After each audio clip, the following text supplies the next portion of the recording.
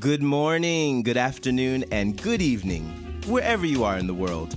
And welcome to another episode of Glass Half Full, a podcast and a safe platform where we talk with a variety of teachers, entrepreneurs, spiritualists, uplifters, givers, shakers, and serenaders.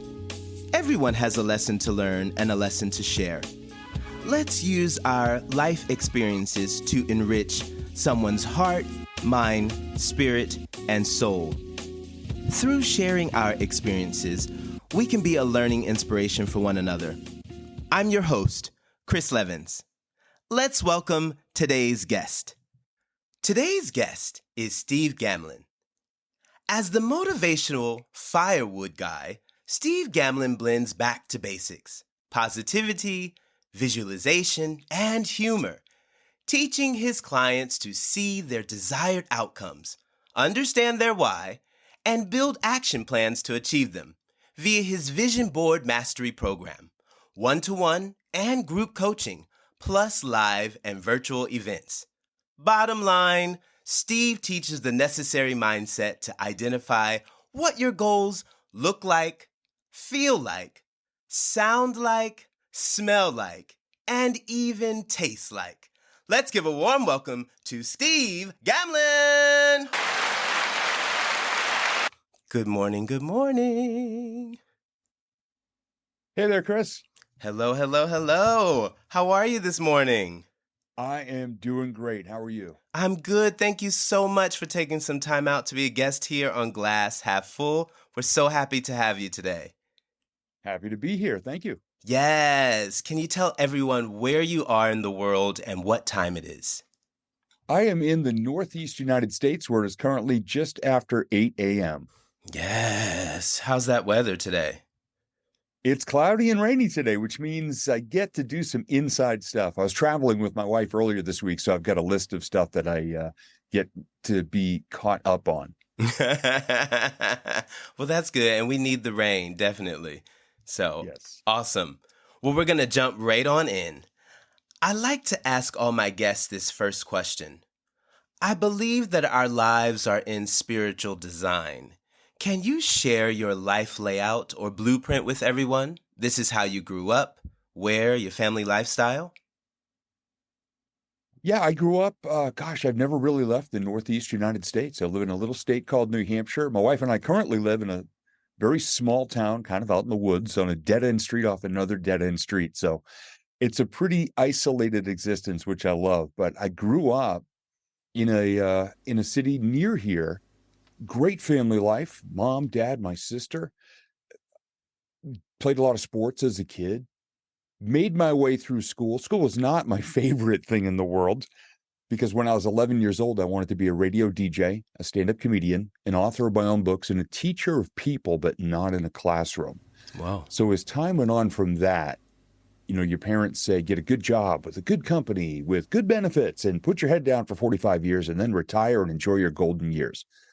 That was never my philosophy. I wanted to do those four things: DJ, comedian, author, and teacher of people. So for better or for worse, now at age 55, I've done all four with more highs and lows than I ever expected. But despite all the dents, here I am enjoying life. And I've got to say, the most happy and rewarded version of me so far. Wow. Now that's awesome. This is what we want, right? Is to feel like we are becoming the best, version of ourselves. So I love that. And so, do you have any dogs or cats, any birds or any children?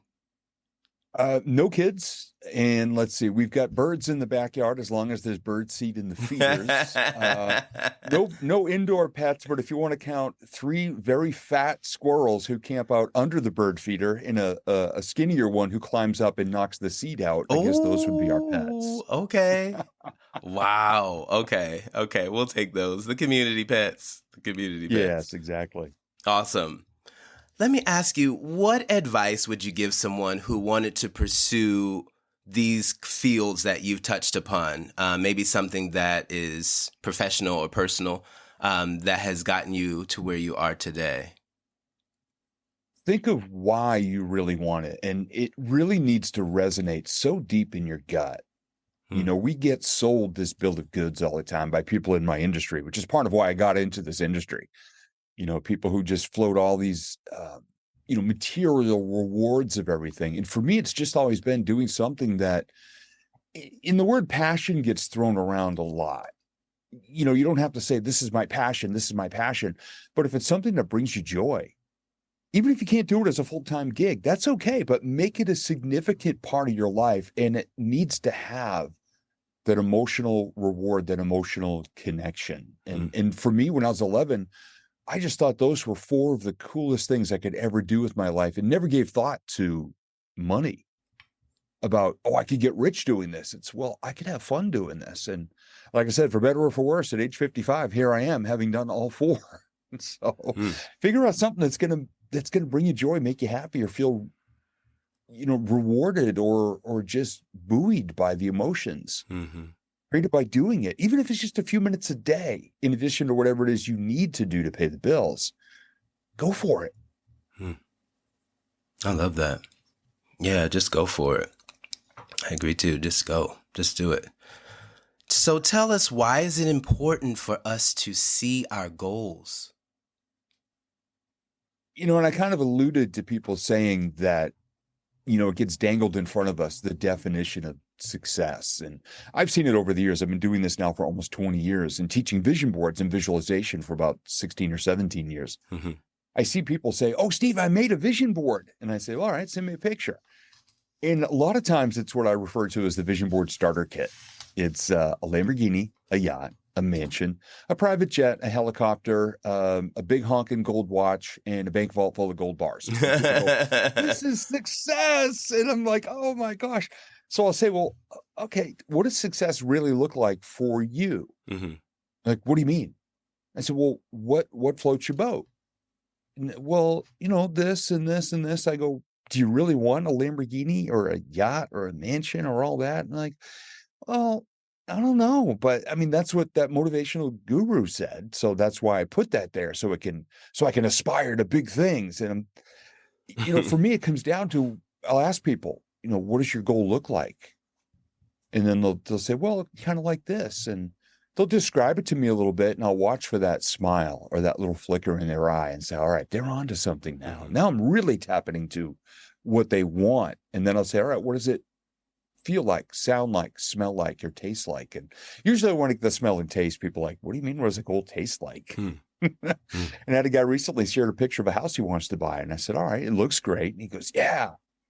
I said, what are you going to do the day you move in? He goes, oh, we're going to have a big barbecue to feed everybody who helps us move. I'm like, all right, here we go to taste and smell. What's your favorite thing to grill? He goes, well, I have a grill and a smoker. I said, all right, what are you going to smoke? He goes, ooh, chicken wings and ribs. I said, all right, what flavor of wood chip are you going to use? And he goes, well, I like mesquite or hickory. I said, okay, good. And as he got into it, we were on camera doing this. I just watched his face. I go, dude, are you drooling? He goes, yeah, a little.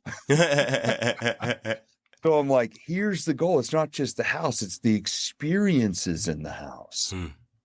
And in touching every sense and just making it more real. That's, for me, that's the strategy that really gets at what you truly want. And bringing in those other senses. How did you come to that understanding?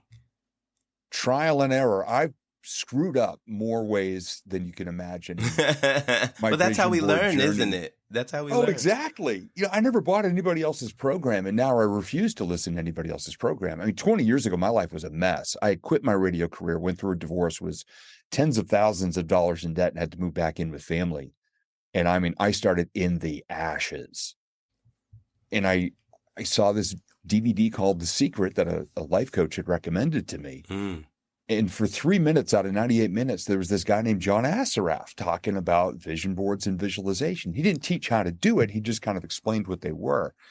And I was so fascinated by that I built 2 vision boards. And 3 weeks later, I looked at them and I said, these are garbage, because I had put a bunch of material stuff on there. So I just, through trial and error, I just started tapping into, well, all right, Steve, you're starting at ground zero, or actually a little below.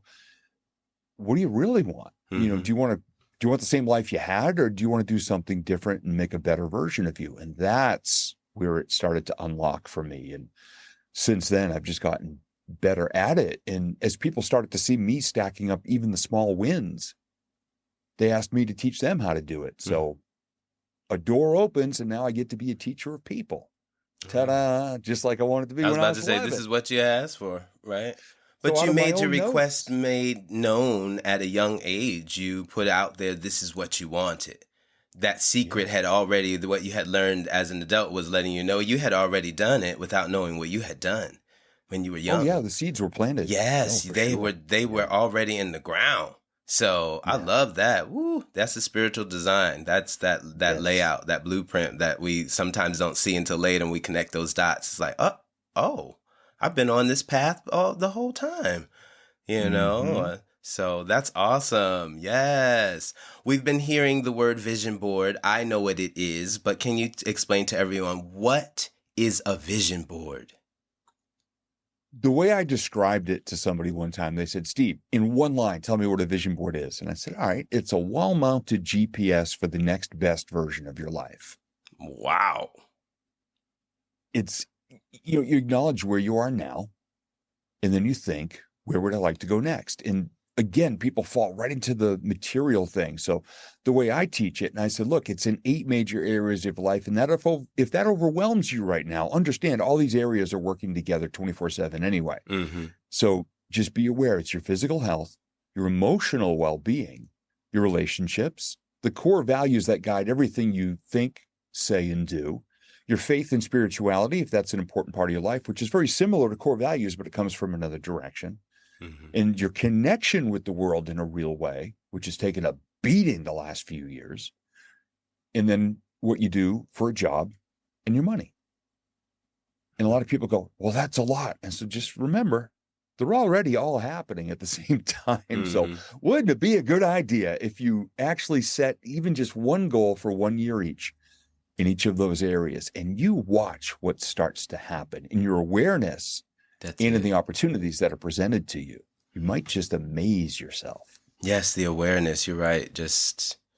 I think that is so key. Just being aware, being present, being understanding what's happening, being Yeah. still. Mm, Sometimes, and just being in that quiet, for sure. yeah. Nice, nice, nice. Okay, so the vision boards. Are you working with people with the vision boards? How can companies and individuals, benefit from building the vision board? You talked about the individuals. Tell us about how the companies can benefit from building a vision board. And is this something that the whole company does together, or is this an individual thing within the company? How does that work?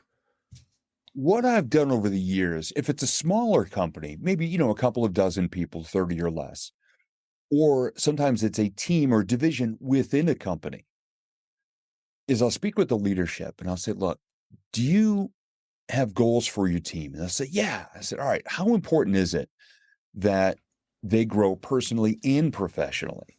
Mm. I said, well, what do you mean? I said, is it important to you? Are you just trying to rake in the bucks? Or that you are developing the best version of every single human being that's a part of your team, that they understand why they're there beyond the goals you've set for them, for the company? Do Wow. you want the best version of them walking in every day? Do you want them to understand why they're there beyond dialing for dollars or making a certain amount of deals or whatever? Because when you get the most complete, connected versions of every single person that's a part of your team, they are going to perform at a better level. They're going to develop interpersonal relationships inside the company, cheering each other on, supporting each other when they know each other's goals. I've literally watched this happen in the same room. People that have been working together for years, when I started to dig deep and ask about certain goals in some of the 8 areas, somebody saying something and then someone else saying, oh my gosh, I never knew that about you. I've done that. I can connect you with the resource so that you can do it too. And I watch the leaders and I speak with them 2, 3 weeks later. And I've had them literally say, one of my testimonials, the energy in this building right now would blow the roof off. Everyone sees everyone so differently than they did 3 weeks ago. Wow. This is now a team and a family. Wow. Now, that's huge. That's huge Oh, I love hearing that. because I that share, is I always like, say, wow. I always say I share those testimonials with my mom, and I get what's called the MMC rating, made mom cry. Now my mom's in her mid 70s, and I'm still her Oh, kid. look, And I I and hear I you. go back to the companies and I go, y'all made my mom cry. They're like, we're sorry. I go, oh no, that's the highest praise. Mama's tears My is the mom is highest proud of praise. you. Yes.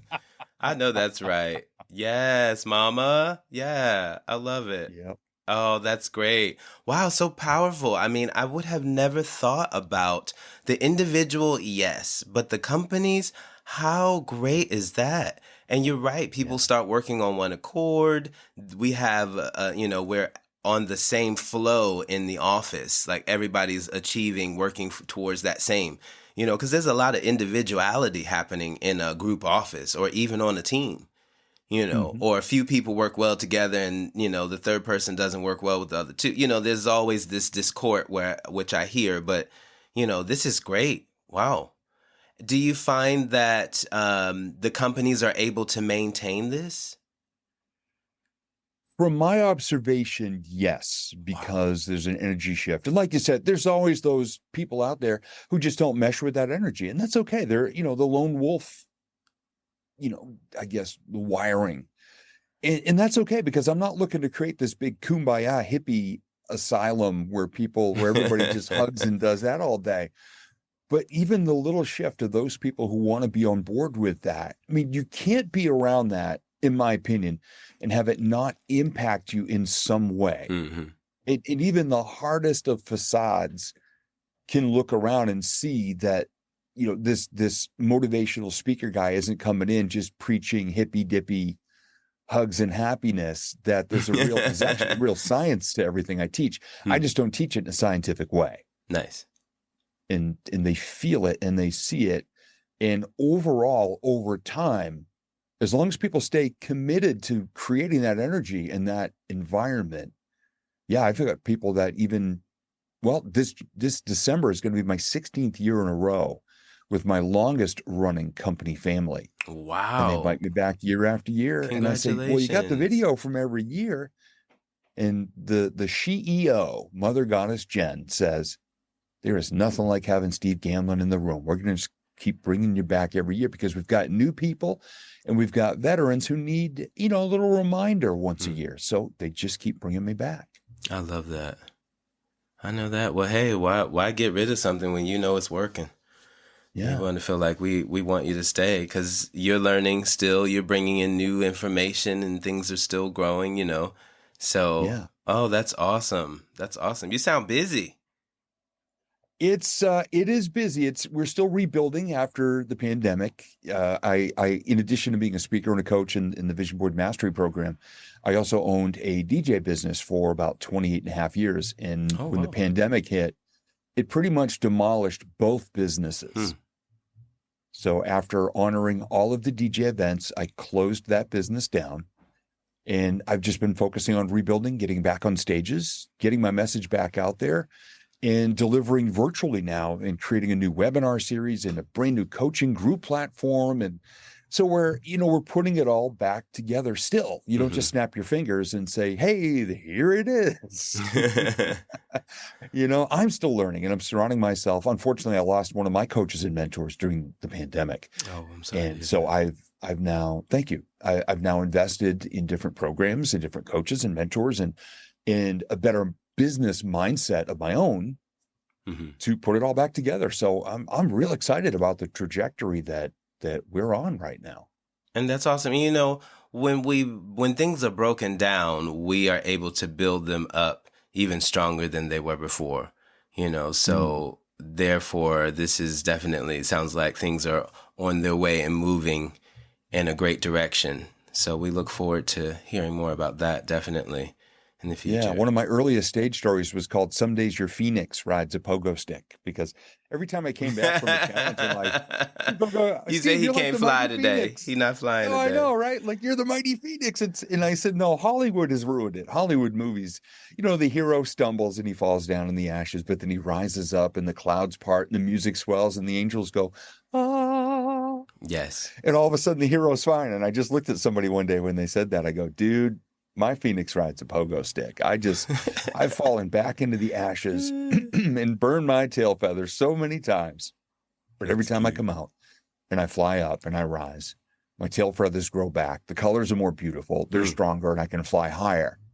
But don't ever think it's one and done, man. Life is going to come back from another angle and kick you hard. Yeah. And these are the learning lessons. You were right. Sometimes we don't hear that tap.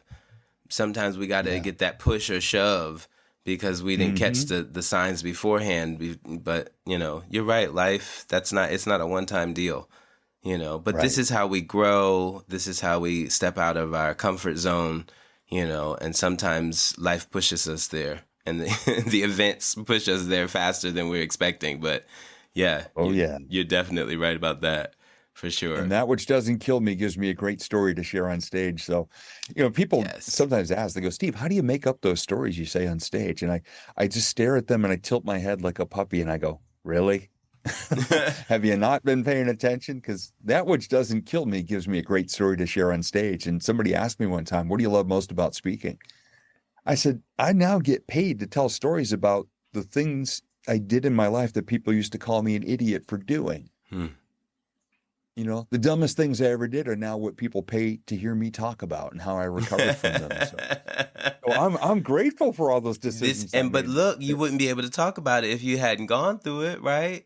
Yeah. So exactly. Ideally, you were able to share. And, a lot of people are going to the same thing.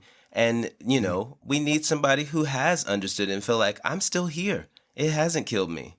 It's made me stronger and it's made me who I am today. And you can make it through as well. So it's just putting it back forward. And we need that. We need people to reassure us sometimes that we can do it when it feels like the world is on our shoulders. For sure. Exactly. Authenticity for me is it's the key word. It's the buzzword. It's the ultimate superpower. Oh, yes. I love it. Yeah. So let me ask you, when using that word, please explain to everyone what authenticity is, what the definition is. Here's how I describe it. I am exactly the same person on stage, off stage, backstage, standing on the street corner, or walking down the Captain Crunch aisle at the grocery store. Yes. Inside and outside, I am the same person. My wiring is the same. I don't put on a different shade of color or emotion. I'm just me everywhere. And what that is the most freeing decision I've ever made in my life. It's in the core values that I live by. It's in the way I think, I speak, I act anywhere. You could see me in a week in a grocery store and I would be the same exact person that I am right now. Yes. And that's on purpose. That's intentional because so many people are out there and we see it on social media. They're building up this fake wall, this facade, this image that they want you to believe about them. And I just do my best to be open and honest about myself. Now, I'm very, very, very cautious these days with my self-talk, how I speak to myself and about myself, because my self-talk was brutally self-deprecating for years. Oh, wow. Was it? Decades. Oh, I was horrible to myself. But here's the greatest lie about it. I could get laughs doing it. So I thought it was okay. Oh, wait. So you mean that you were is this in performing in comedy? Or just in general. Okay, just in so general. you would put yourself down and people would laugh about it.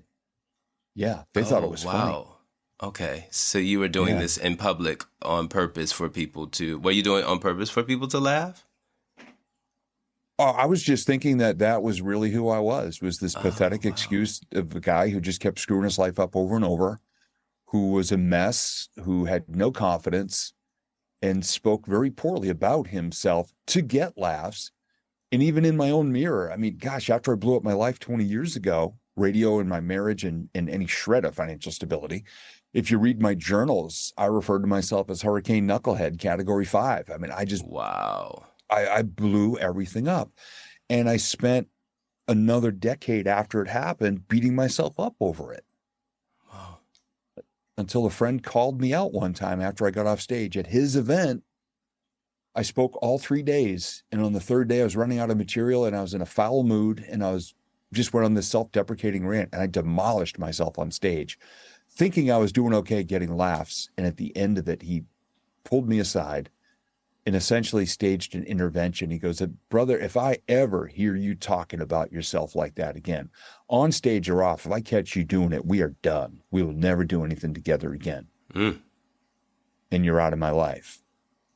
Wow. And I said, what do you mean? And I said, but they were laughing. He goes, bro, they weren't laughing with you. They were laughing at you and how pathetic you are and how you're not even a source of authority to them, because if you're going to talk about yourself and say that's really who you are, why the heck should we listen? And that was another moment that changed my life forever. And that was June of 2011, I believe. Wow. And I've never forgotten that lesson. Now, it took a while to get over and get through and rewire. But now my brain still comes up with those old things. And I'll just say right out loud, I go, 12 years ago, I would have said this, which would have been very funny, but not on the inside. And I said, now I would say this, but I'll still say that old one and get a little laugh. And I go, but here's the better way to say it. And now I use it as a lesson. I said, look, the factory still spits out, it wants to spit out those old materials, but that's not what I'm selling now. Nice.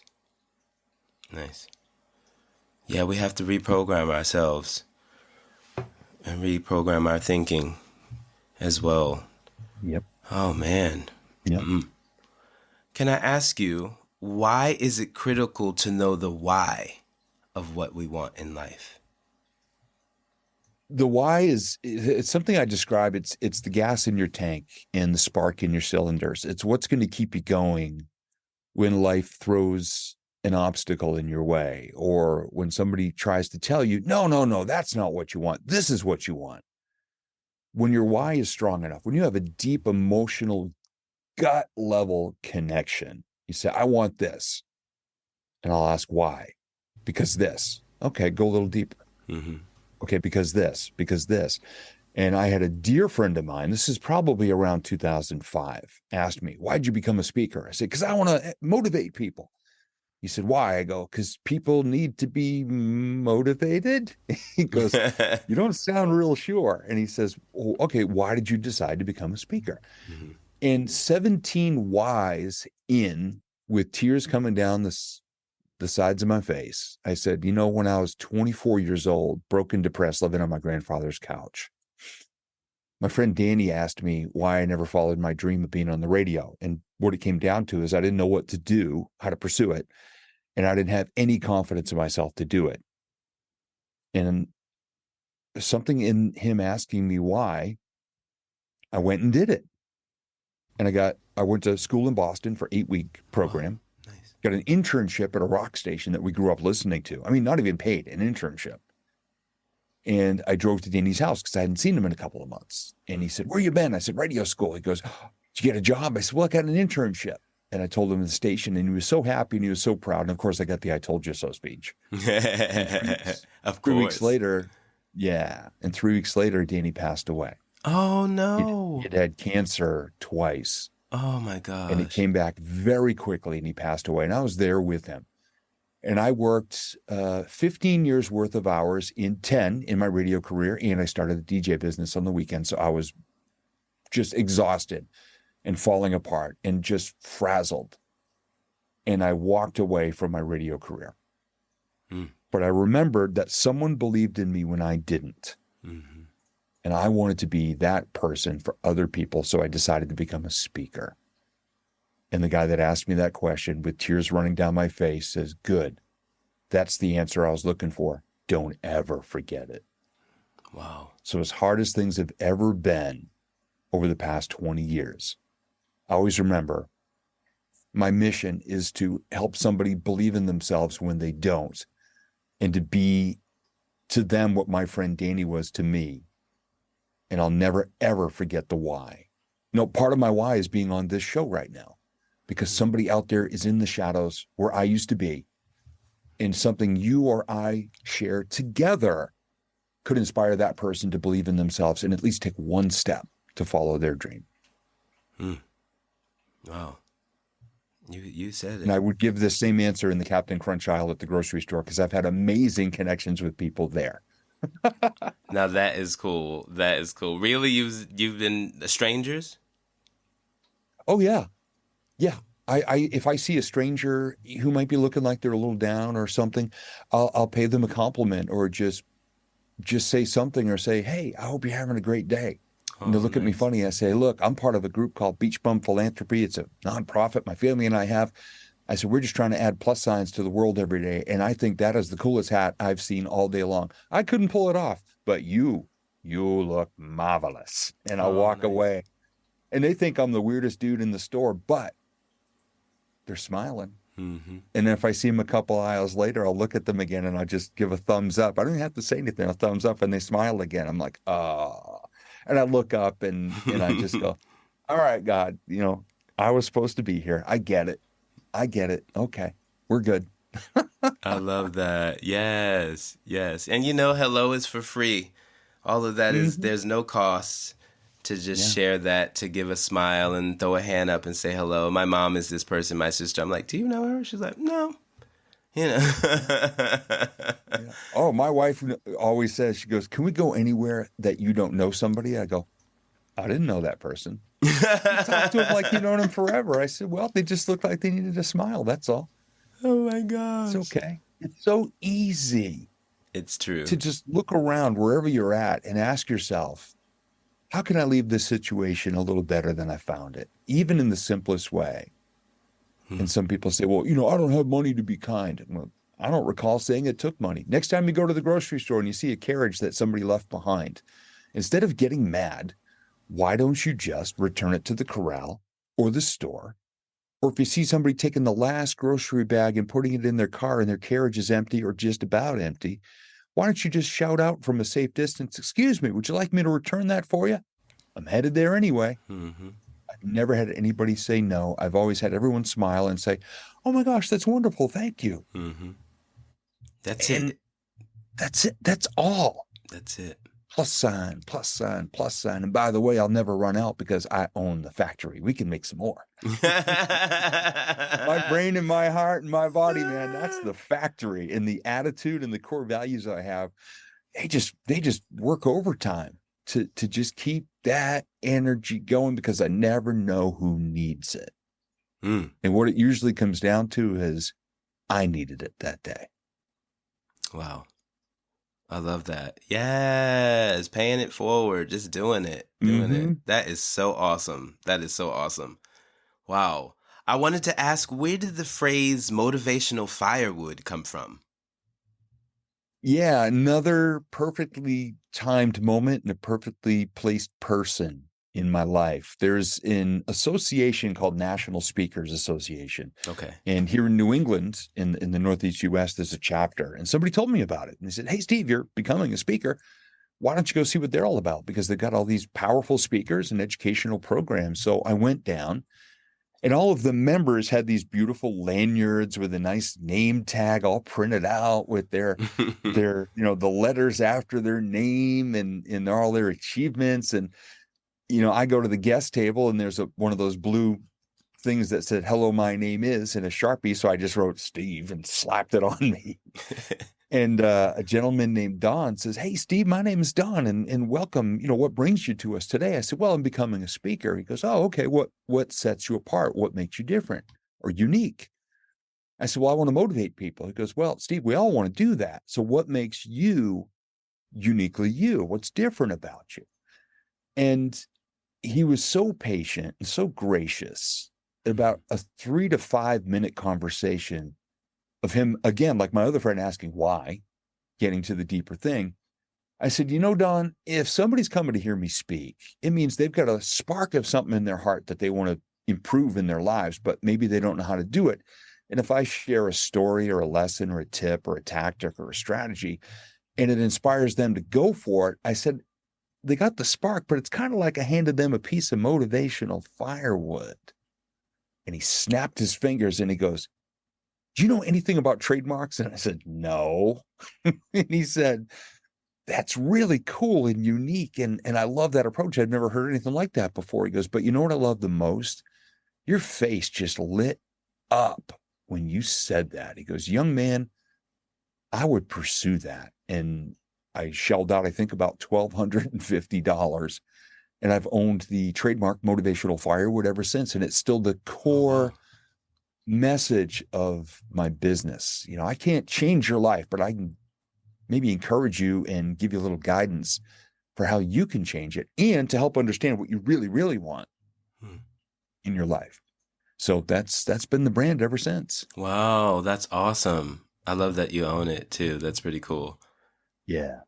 And this is true. I was speaking with another guest, like, we need tools in our toolbox.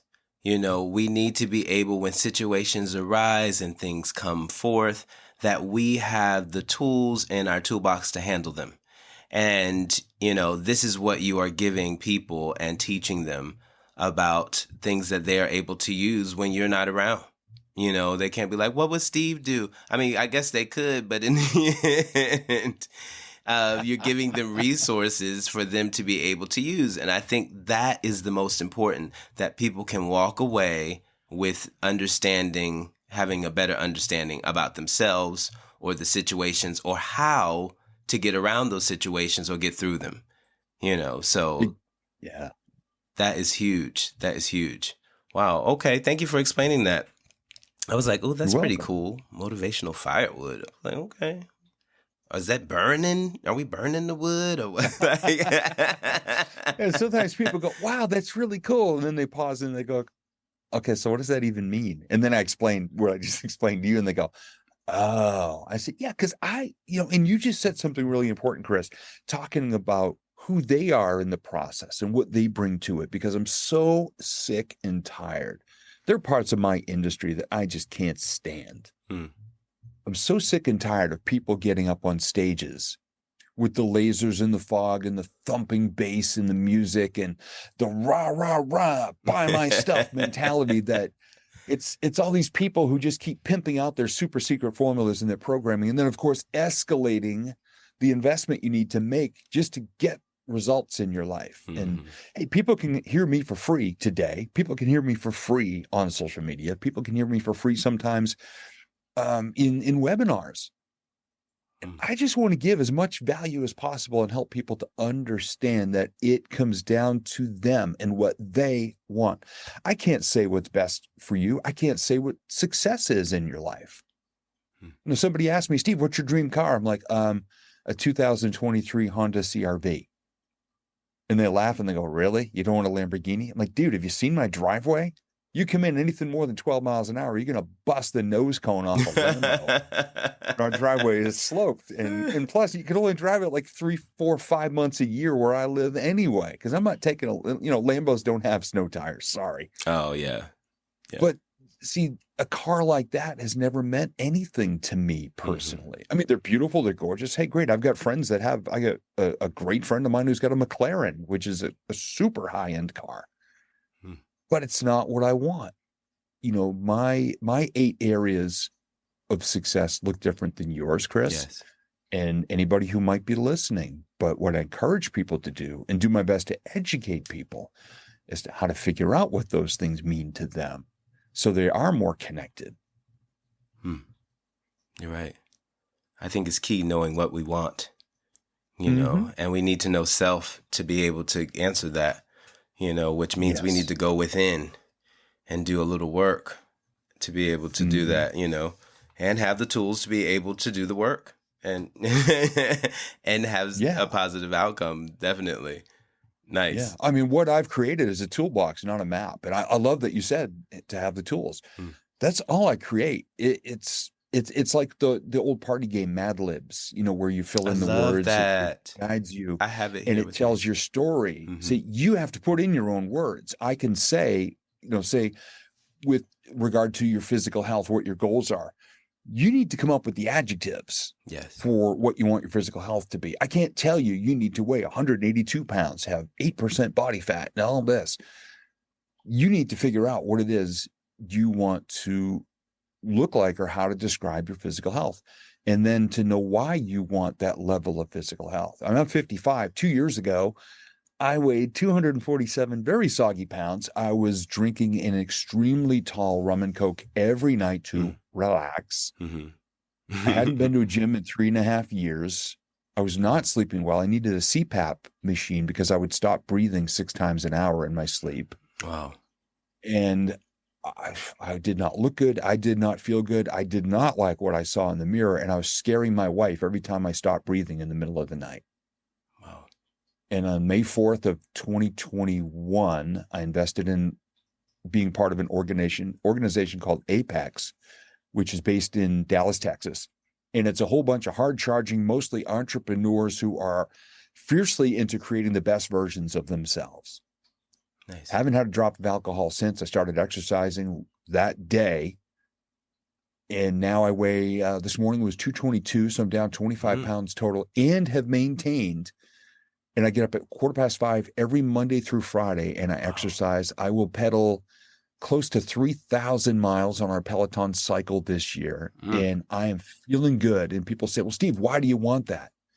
I said, look, my wife Tina and I have been together for 16 years. My dad's health started to go downhill in his late 50s. He passed away when he was 72, just over 5 years ago.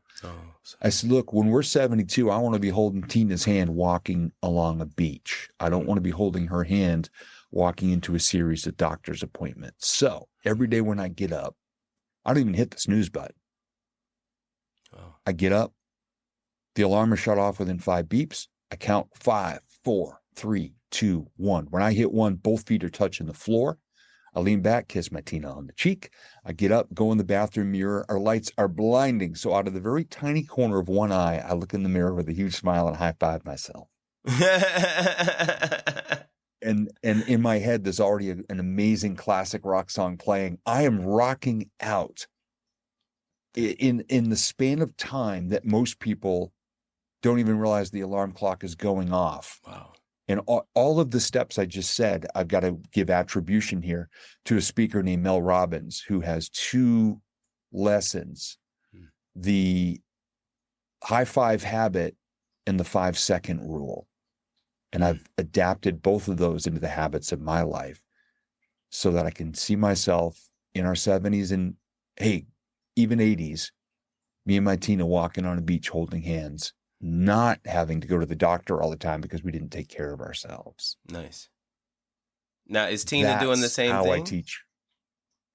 Tina is actually on, I believe it's the Noom plan right now. She's lost about 17 pounds. All right, Tina. She looks great. Her energy's really good, and she's making adjustments as well. Good. Okay. And it's just, we're just this adorable couple in our 50s that love to just sit next to each other. I give her a foot rub every night, which is non-negotiable. That is huge, dude. That is my huge. Rule.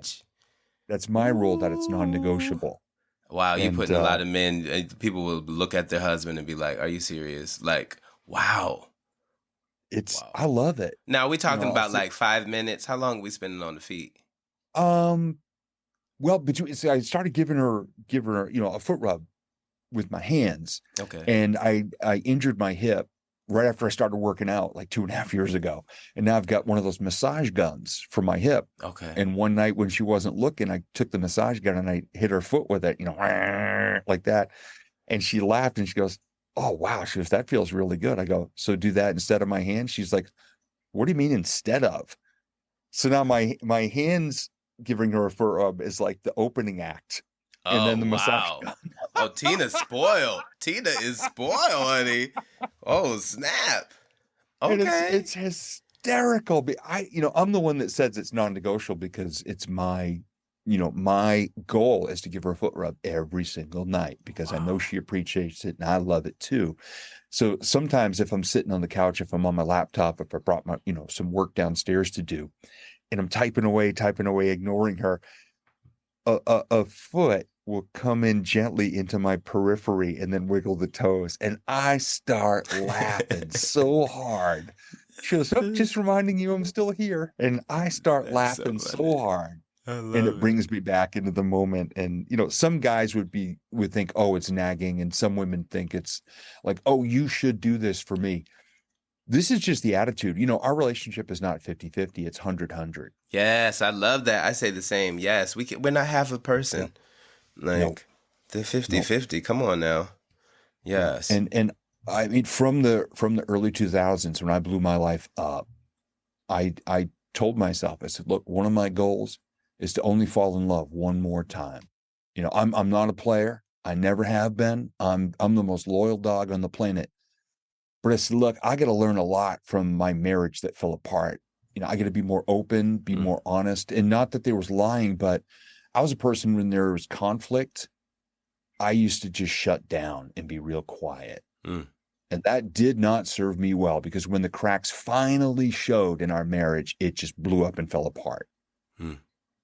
Wow. So I spent 3-4 years creating the best version of me, using vision boards as part of it, for the moment that Tina showed up in my life in June of 2007. Wow. I had already built our relationship on my boards. I just didn't know who she was. And 10 days after I wrote in my journal, I am ready to fall in love, she showed up in an email from over 1,000 miles away after 21 years of zero communication after we graduated high school together, because I'd had a crush on her for 3 years in school and never asked her out. 21 years later, wow, I found out she'd felt the same way. And she just all of a sudden one day looked up my name online and dropped a message. Wow. So when you want to talk about awareness and opportunity and knowing your why and energy and who you are in this world, that's the deeper thing that's going on that you don't even see. Wow. Wow, that is some story. So I still tell her, I said, babe, if you ever end our relationship, you're going to demolish my speaking career. She goes, oh, I know. Oh my gosh.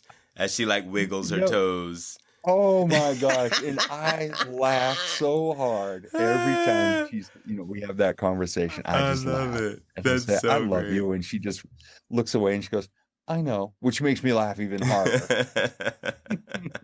Oh, I love it. I love it. It's You the guys best. sound so cute.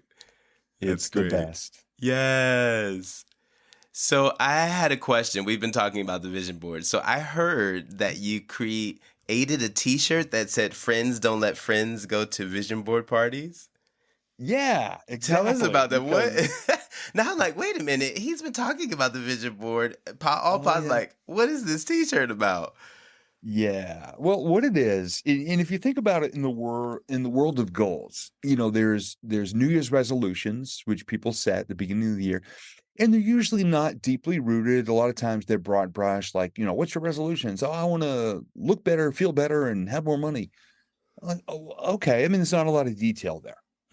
Now, vision board parties, as compared to what I do, is kind of the same comparison.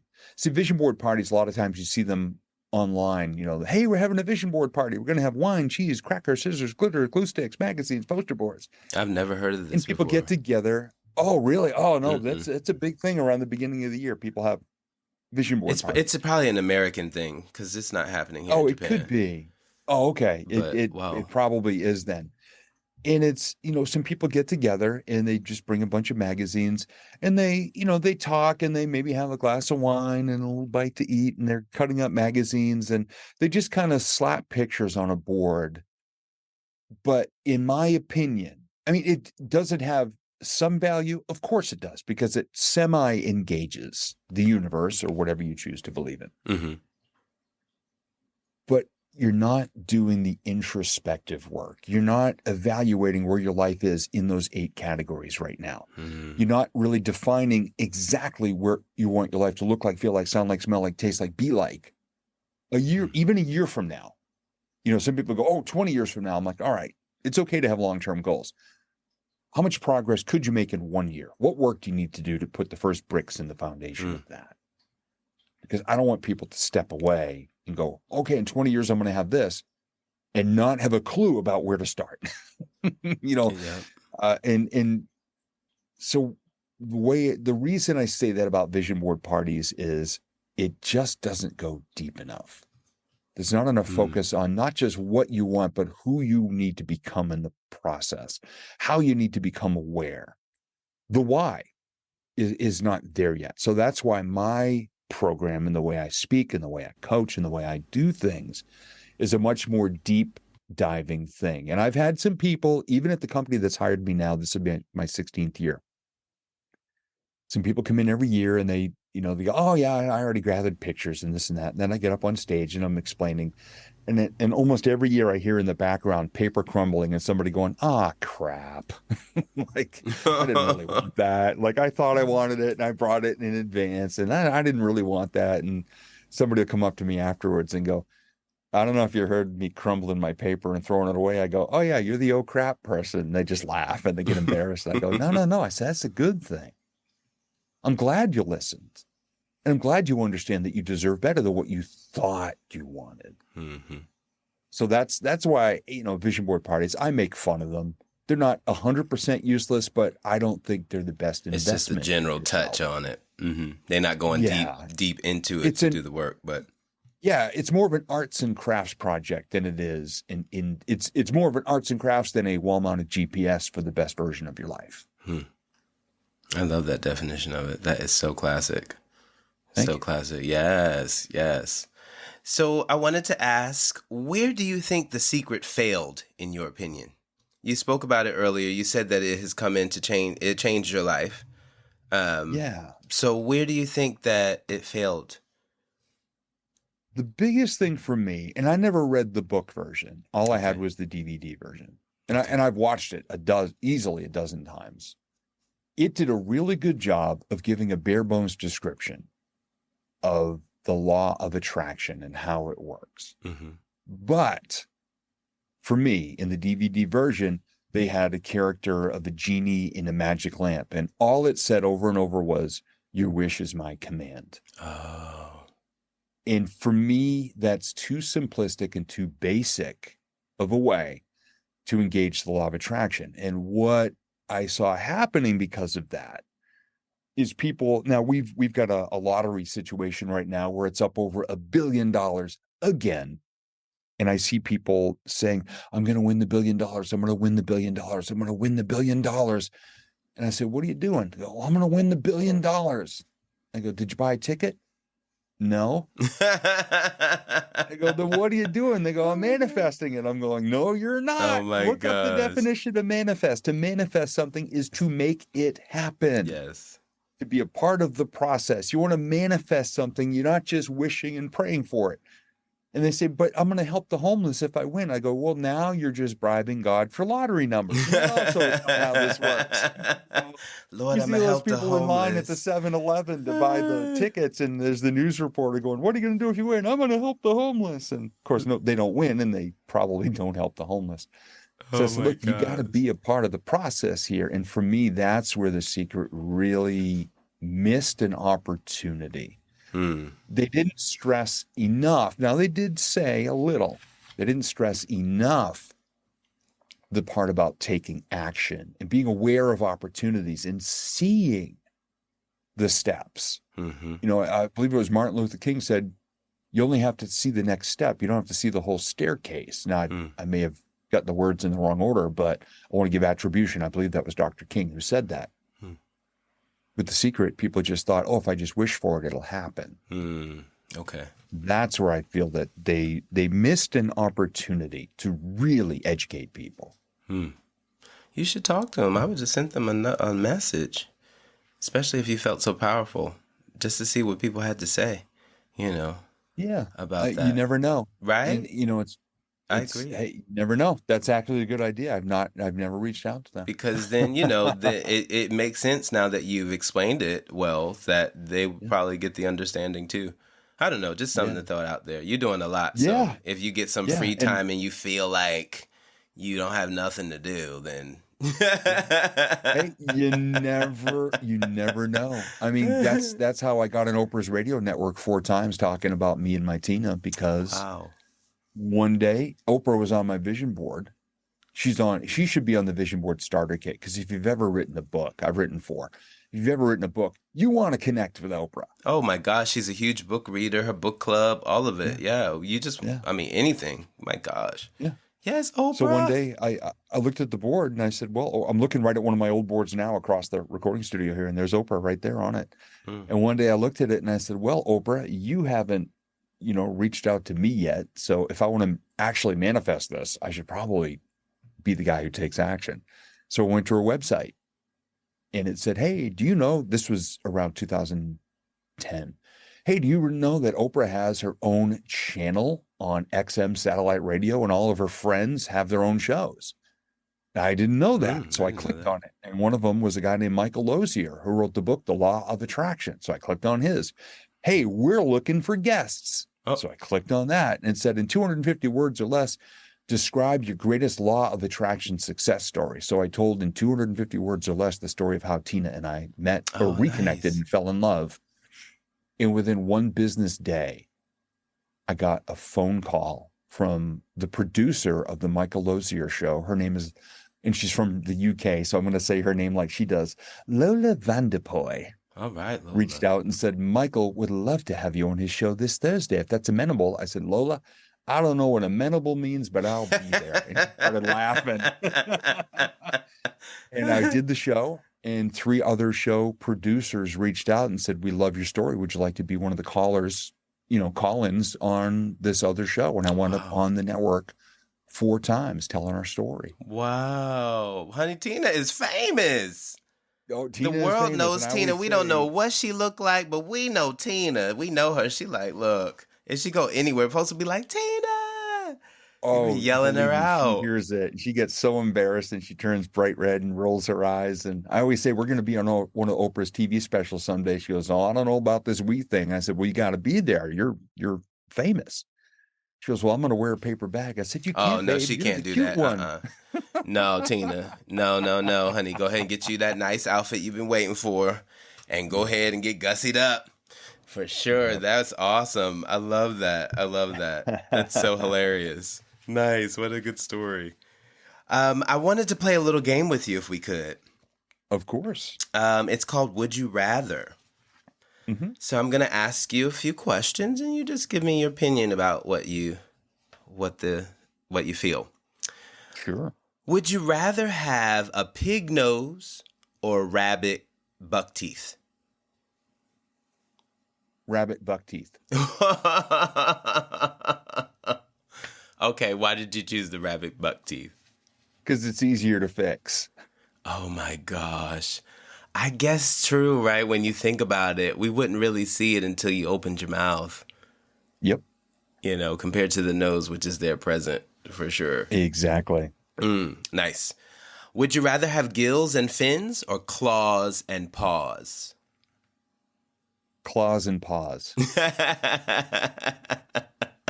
Oh my gosh. Why did you choose the claws and paws? Because claws and paws are easier to snuggle with. Oh, that's cute. That is super cute. Okay. Would you rather be a legendary ninja or a time-traveling thief? Legendary ninja. Okay.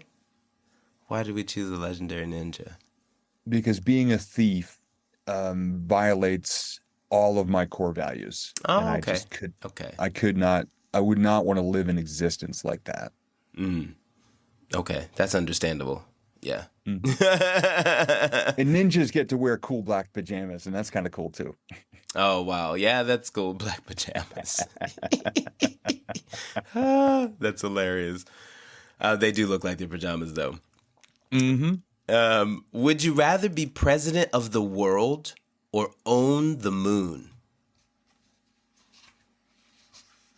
I would rather be president of the world. Oh, wow. Okay. That's a big responsibility. Yep. The moon, ain't nobody on there. Nope. The moon would be too lonely for me because I love people. And as president of the world, my world religion would be kindness. And I would just encourage people to be more kind because we only got this one beautiful blue spinning rock. Oh, I love it. Listen to that, Steve. Bless your heart. Okay, I got one more for you. Would you rather never have to do laundry again or never do dishes again? And I laugh when you say that because Tina does laundry and I do the dishes. Oh, wow. And I actually enjoy doing the dishes. I pop my phone up in the windowsill and I listen to some of my favorite classic rock. And I just have my own concert nightly while doing the dishes. Wow.